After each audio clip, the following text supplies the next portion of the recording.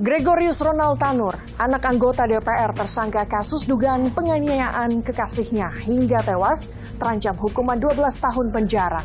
Akibat perbuatan tersangka, sang ayah Edward Tanur dinonaktifkan dari Komisi 4 DPR.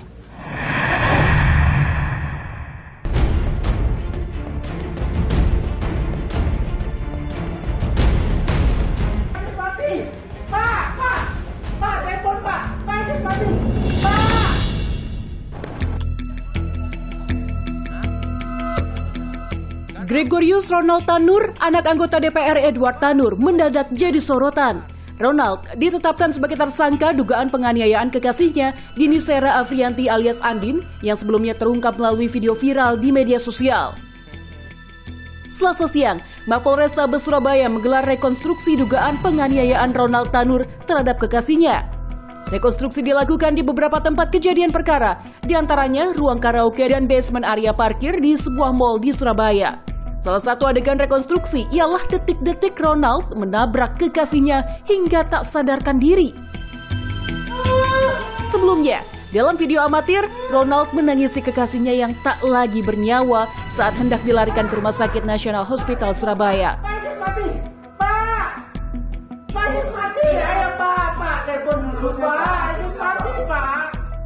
Namun, emosi Ronald Tanur terlihat berbeda beberapa jam sebelumnya. Gak tahu. Aku mau keluar, tiba-tiba di jalan gak bisa keluar. Rekam sih.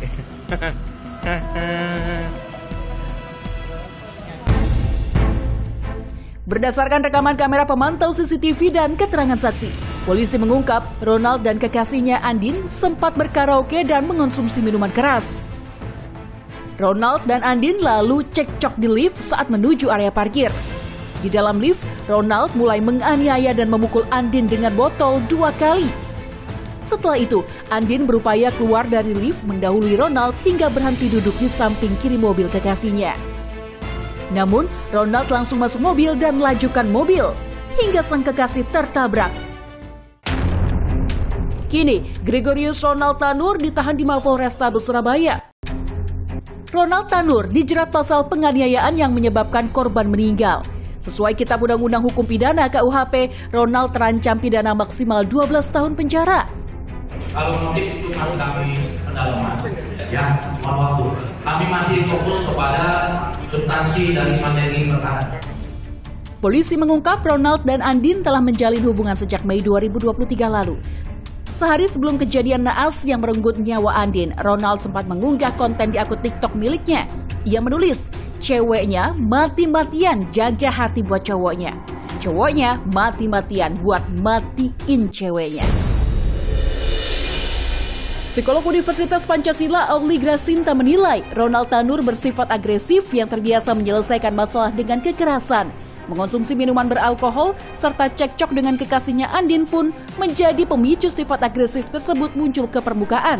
Kalau kita lihat kan ini hubungannya sebenarnya hubungan yang belum lama ya, tetapi dia sudah bisa melakukan hal seperti ini sebenarnya sudah bisa menunjukkan bahwa dia memang punya tipikal agresivitas yang luar biasa gitu ya, abusive yang luar biasa. Awalnya kan mereka berada pada situasi yang mungkin menyenangkan ya sebagai satu pasangan, mereka pergi bersama dan sebagainya. Kemudian mungkin minum minuman keras. Nah, ini memang bukan penyebab, tetapi ini merupakan salah satu trigger. Jadi kondisinya sudah ada.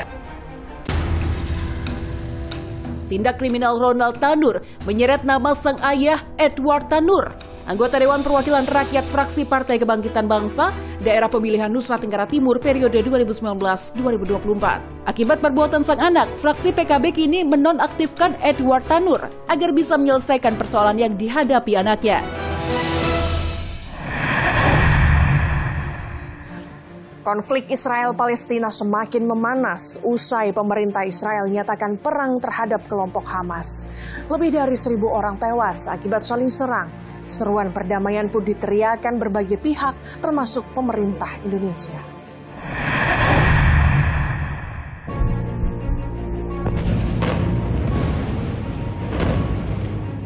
אזרחי ישראל, אנחנו במלחמה, לא במבצע, לא בסבבים, במלחמה.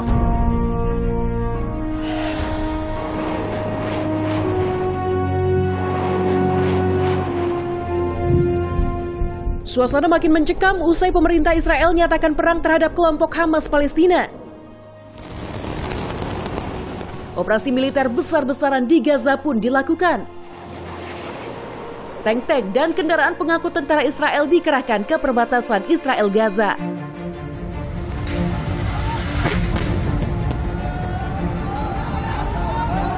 הבוקר חמאס פתח במתקפת פתע רצחני נגד מדינת ישראל ונגד אזרחיה. אנחנו בתוך זה משעות הבוקר המוקדמות. כינסתי את ראשי מערכת הביטחון. הנחיתי קודם כל לטהר את היישובים מהמחבלים שחדרו פנימה. הפעולה הזאת מתבצעת בשעות הללו.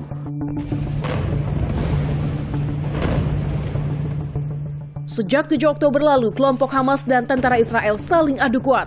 Kelompok Hamas menghujani ribuan tembakan roket dan senjata ke 22 lokasi di Israel bagian selatan. Tentara Israel membalasnya dengan serangan udara ke 426 titik di Gaza. Korban jiwa berjatuhan.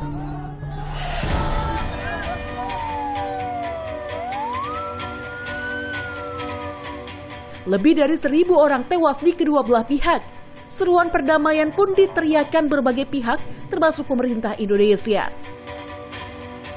Sementara itu, berdasar rilis resmi Kementerian Luar Negeri Indonesia, hingga kini tak ada WNI yang menjadi korban perang Israel-Hamas. Pemerintah Indonesia melalui KBRI Aman akan terus memantau situasi dan berkoordinasi dengan 13 WNI yang berdomisili di Gaza. Tercatat, ada 13 WNI yang berdomisili di Gaza. Mereka dalam keadaan selamat dan disarankan tetap waspada. Juru bicara Hamas Khaled Kadomi menyebut serangan kejutan besar-besaran Hamas ke Israel sebagai unjuk kekuatan Hamas terhadap maraknya operasi Israel di tepi barat beberapa bulan belakangan. Selain itu, operasi militer ini untuk merespons perlakuan tak manusiawi yang dialami warga Palestina selama ini. كل حلفائنا جاهزين يتدخلوا إذا كان في حرب إبادة لغزة لن يبقوا مكتوفي الأيدي. ولتعلم حكومة إسرائيل أنها ستفتح باب جهنم عليها إذا حاولت أن تدمر غزة أو أن تستخدم أسلحة يعني غير تقليدية في دمار غزة. طبعا أسلحة